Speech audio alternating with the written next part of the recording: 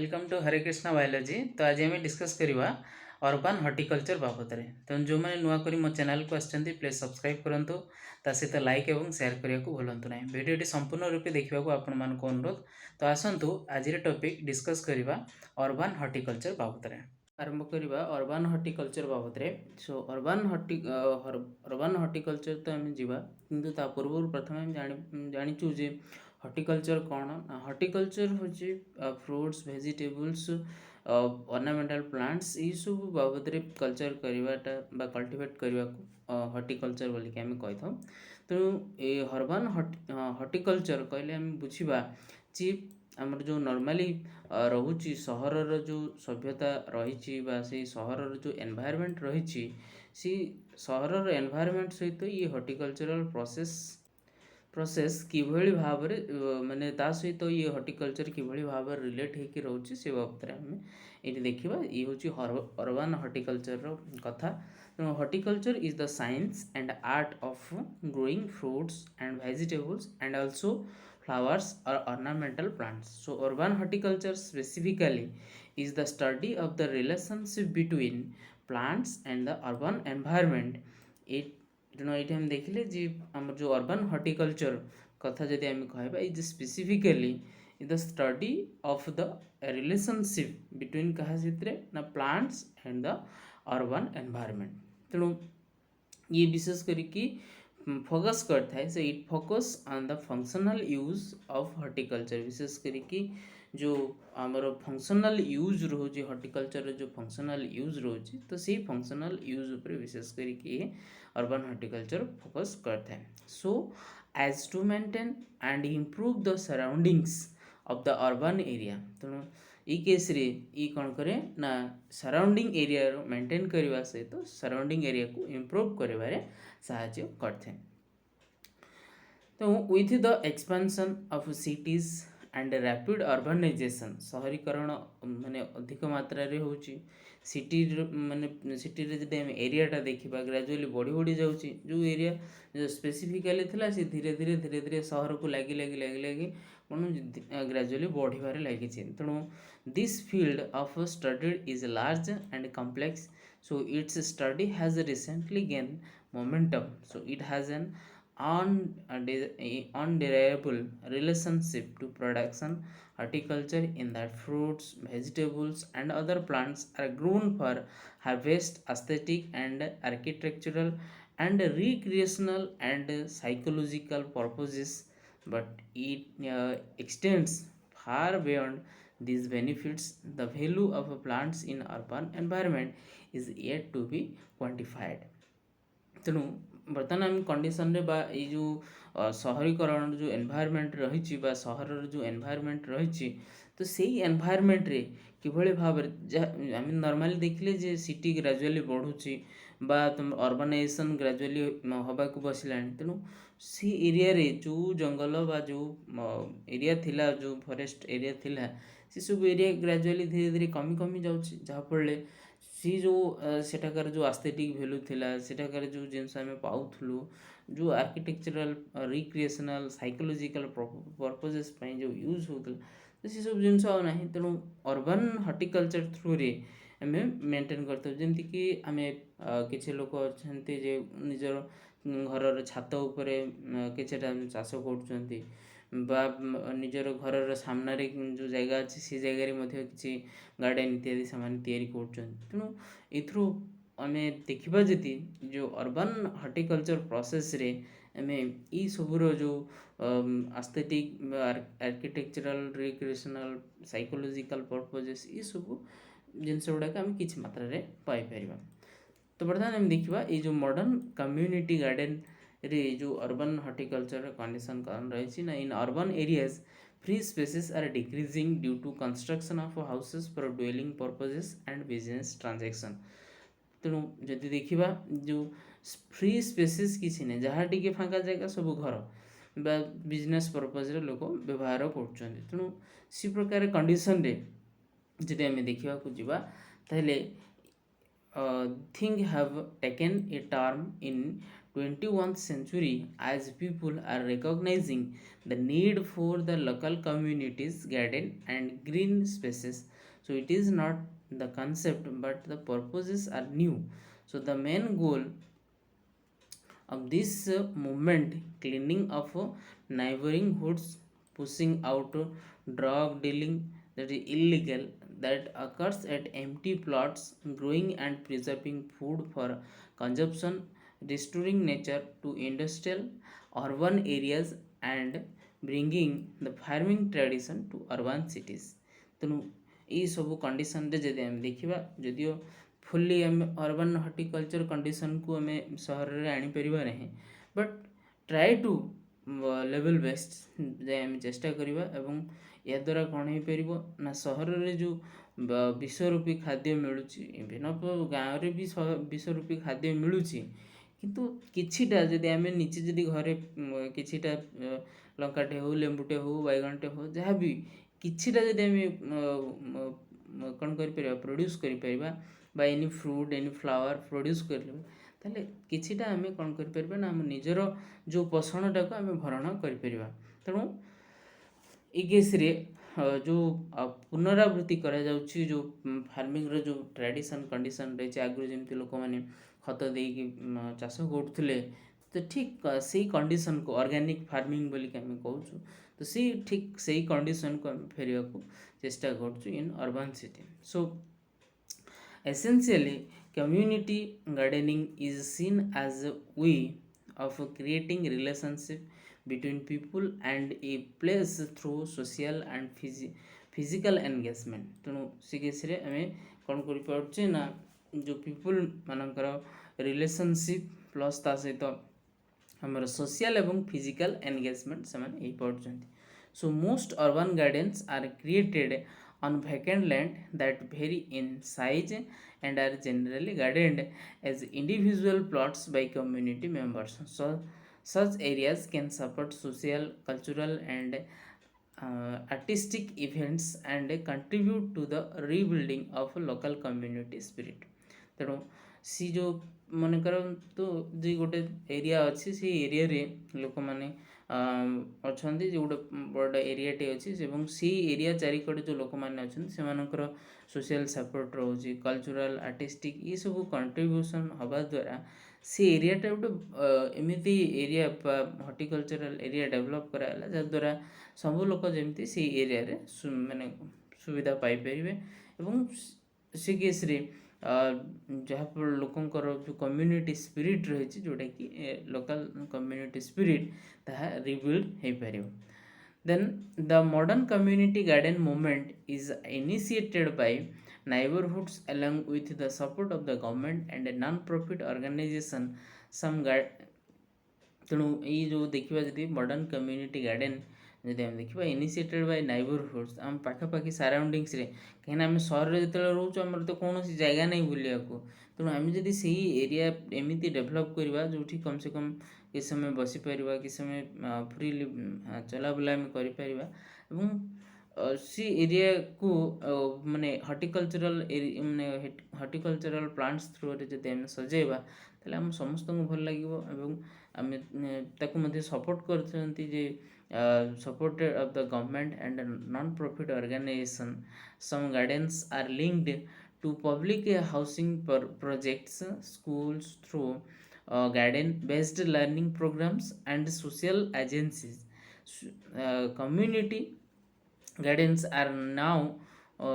a large part of the urban horticulture movement. So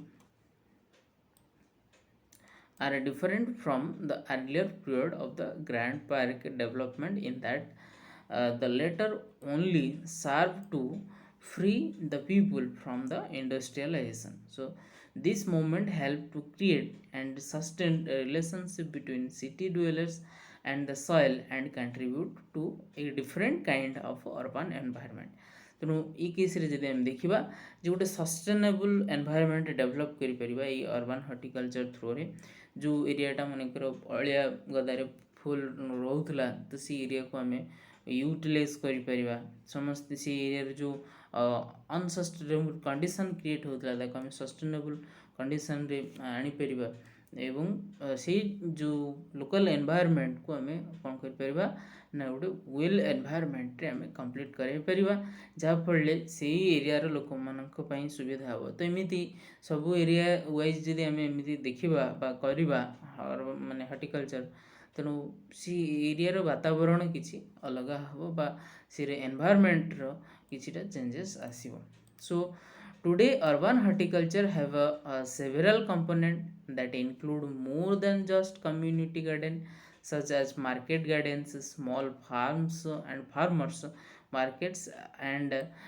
is an important aspect of a community development जहाँ पर ये जो condition हम देखले जे वर्तमान जो urban horticulture several components included होची एवं जस्ट कम्युनिटी गार्डन द्वारा एवं such market gardens small farms and farmers markets is an important aspect of community development जहाँफल कम्युनिटी सी एरिया अल्प अल्प समस्त बाहर किसी तो समस्त डेवलप हो पारे सो another result of urban horticulture is the food security movement where locally grown food is given precedence through several projects and programs they providing low cost and nutritious food urban तेणु या द्वारा कौन हो पार्छ आउ कौन लाभ है ना एक तो कम्युनिटी डेभलप है प्लस ता सहित आमर डेभलप है कौन ना लोक मैंने किछिटा न्यूट्रिशियस फूड पाई पारे कहली जी अर्बन रे जो आम फूड पाचु बा जो भेजिटेबल्स इत्यादि सब पाचु यूज गोटे टाइप रो आम कहबा विषरूपी खाद्य तेणु जो खाद्य आम किछिटा बर्तई पार्छु एवं पाखापाखि एरिया रे जोठी हेतिबो लोक माने सेटा को बेसी प्रिफर करछन ऑर्गेनिक फार्मिंग द्वारा जोटा हेतिबो मे बी माने कोन कॉस्ट से एका बाट मे बी टिके कम हे पारे किंतु कंडीशन जदि हम देखिबा सेतिरे न्यूट्रिशियस फूड हमें कौन न्यूट्रिशियस न्यूट्रिएंट आम ठीक भाव में पाई पार्छु तो आमर मेन खाद्यर फूड सिक्यूरीटी मेंटेन हवा दरकार नुहे कि फूड रे विष रहा दरकार तेणु आम डे बाय डे बेसीस कौन कर लो पॉइजन नहीं नहीं चलचु खाद्य थ्रू रे तेणु सी जिनस आम बर्तवाई हेले आम निजको आम ये अर्बान एरिया रो पर्सन जदि आम हेथिबु ताइले निश्चित भाव में आम निजको सचेतन करवा सहित अन्य को सचेतन करवा एवं किछि नहले आम घर छात उपरे बा घर अगणारे आम किछि नहले किछि पट रे जिनस आम लगे पारिबा तेणु या जदि समस्त भितर रहा निश्चित भाव में दिन एमती समय आसो जो थे आम अल्प दाम रे जिनस पाइबा प्लस न्यूट्रिशियस फूड आम Piper so urban gardens and the food security movement was a response to problems of industrial agriculture and solve it related problem in price inflammation जो प्राइस टा ग्रेजुअली इनक्रीज होची एवं जो माने आम देखुचे जो बाजार आकाश छुआ रेट जो गोटे जिनस आसुची तो जदि आम से जिनस को आम निजे घरे जदि प्रोडक्शन करके यूटिलाइज कर सी केस रे आम सी जो रेट जो बढ़ुची सी रेट को आम चेक कर कमे पार एवं तद्वारा आउ कौन हम ना आउ न्यूट्रिशियस फूड आम पाइपर देन नेक्स्ट देखिए आस urban horticulture production and practices बाबद The crops are grown in flower pots, grow bags, small gardens, or larger field using traditional or high-tech and innovative practices. जे आम जो देखा सहर तो जेहेतु आम देखले स्पेस कम अल्प स्पेस रे किभले भाव में अधिक जगह प्रोड्यूस कर अधिक गछ आम प्रोड्यूस कर अधिक कल्चर आम कर तेणु सी केस रे आम यूज कौन कर विभिन्न प्रकार flower pots grow bags small gardens produce कर larger field using traditional and hi-tech innovative practices तेणु some new techniques that have been adapted to urban situation are also documented so these include the horticultural production on build of land using various types of substrates so hydroponics techniques aeroponics technique have been adopted in urban areas increasing production जदि हम देखिबा कहीं ये जो hydroponics एरोफोनिक्स these are माने मैंने कौन करती ना अल्प एरिया रिक्वायर करते अल्प एरिया रे इजीली कौन हो पारे ना प्रोडक्शन हो पारे जोटा कि नॉर्मली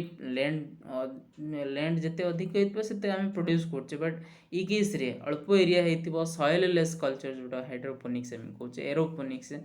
जोटा कि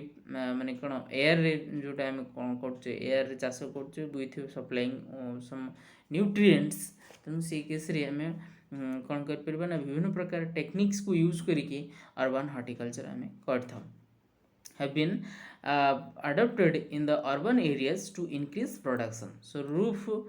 top gardening has been undertaken in the urban areas. तेणु सबुठ बेस्ट जदि आम देखा छात उपर आम समस्त जो भी रोचु ना कहीं छात हो ना सामने जो माने कॉरिडोरटे हो तेणु से जगह आम कर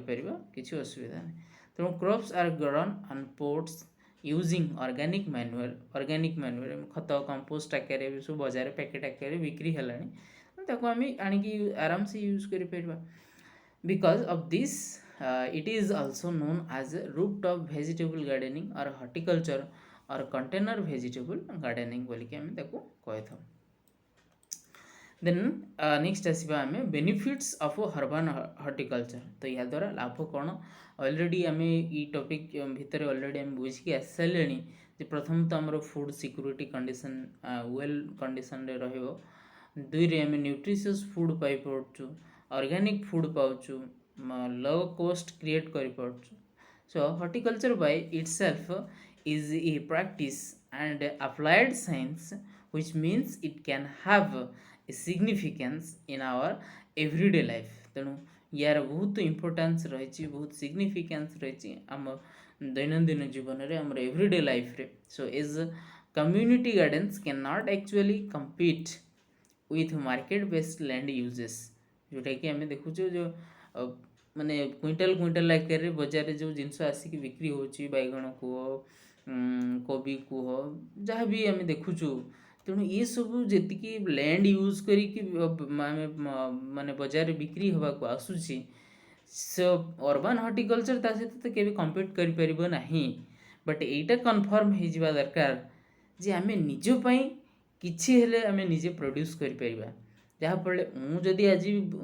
दीटा टॉप रे दीटा चार्टा टॉप रे मुझे किसी फल पारे ताले से जिनसा मुझे यूज करी मु बिक्री करवा दरकार नहीं बट मु यूज तो करी तेणु मु तो निजर मेंटेनेंस करी मे भी आम इकोनोमिकली कौन कर बिक्री करें किसी भी लोक बर्तमान कर छात पर एमती चाष कर कि निजे खाइबा सहित निजे माने यूटिलाइज करने सहित बजार भी से किसी बिक्री भी कर तेणु जदि आम इन जनरल देखा जा मे भी तुम जो नॉर्मल लैंड एरिया रे जो प्रोड्यूस होमें सहित कंपीट कर but we can utilise we can आमर जो आवश्यकता रही नीड रही आम फुलफिल कर सो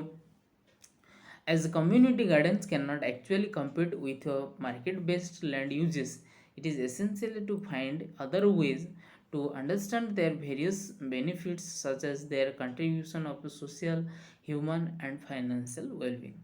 so it has been observed that the trees meadows ponds and wildlife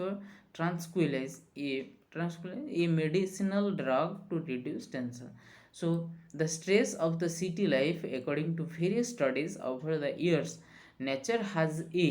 very positive impact over human health so even more so in emotional and psychological sense so trees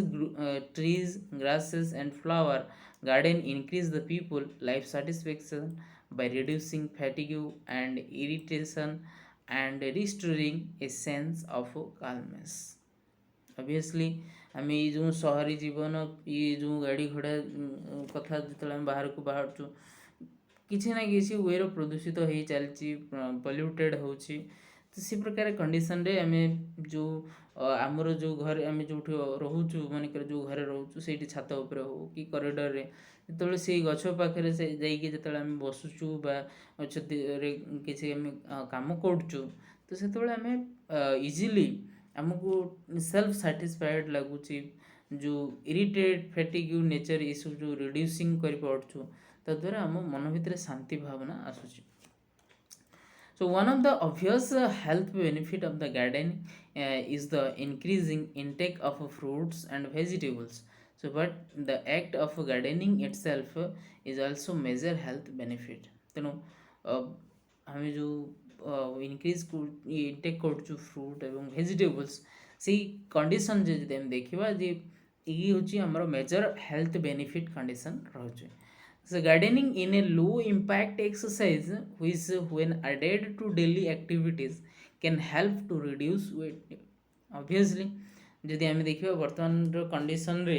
जी प्राय सहरी जीवन जो मैंने बिताऊँ तो से ओबेसिटी ग्रेजुअली बढ़िबार लगी obesity condition देखा जाउछि. किंतु किछि नहले आम जो गार्डन रे पानी दबा हो बा मनकर छात उपर सीढ़ी चढ़ी जावा हो बा किछिटा आम पानी दौचु गछ देहरे आम घास उपाड़ा इत्यादि ये सब करने द्वारा कौन होमर किछिटा वेट लॉस होची रिड्यूस वेट आम कर मन भीतर स्ट्रेस जिनसटा को आम रिमूव कर इम्प्रूव ओवरऑल हेल्थ को आम कौन कर रिकवर कर किछिटा माने जदि गछर किछि फल न हो पछे बट गछ जदि रहिला किछिटा तो आम ऑक्सीजन पाई परिबा. So access to urban gardens can help to improve health through nutritious edible plantings as well as by getting people outside and improving more actively in their environment. तेणु सी केस रे आमे विभिन्न प्रकार न्यूट्रिशियस एडिबल प्लांटिंग्स पाइबा सहित people outside and improving more actively in their environment. So there are many different economic benefits from gardening, from the saving money, purchasing food जो आम खाद्य किणुचु पैसा बचाऊँ और and even on the utility bills जो bill आम access bill जो आम खर्च करूँ तो सी बिल को आम बचे पार्छ. सो डेवलपिंग कंट्रीज मानकर यूटिलिटी ऑफ बिल्स केमी बचे पार ना गार्डनिंग करने द्वारा जो घर भितर बसी रहा द्वारा एसी फैन टीवी इत्यादि चली था सी किसी समय पे बंद रहा जहाँफल आम जो गार्डनिंग वर्क जो लगे तो सी समय सेतक समय तक तो बंद रहा तो से बिल टाइप आम कौन कले कमे पारे. So developing countries can spend up to 60 to 80% of income on using food alone. So having green roof can reduce the cost of heating in the winter and helps stay cool in summer. Obviously जब आम छात उपरे खरा दिन देखुचु माने छात एमती तातिबा द्वारा घर भितर माने कौन बांफ पूरा निया बांफ बाहर तेणु गरम फैन जो आम चलाऊ गरम हवा आमको लगुच. तेणु सी कंडीशन जो छात उपर गछ रमको माने कौन तले जो आम रही छात तले जो रही तो खरा दिन एत आमको ठंडा लग मैंने गरम लगनी जहाँफल आम जो विभिन्न प्रकार आम विशेषकर कौन करूँ एसी ये सब व्यवहार करूँ एसी कूलर तेणु सी सब जिनस को आम कमे पार. So green roof help to stay cool in the summer. So green roof can also lower the cost of the roof replacement. तेणु ये थी आमर अर्बन हॉर्टिकल्चर बाबद. So thank you for watching. Please subscribe, like and share.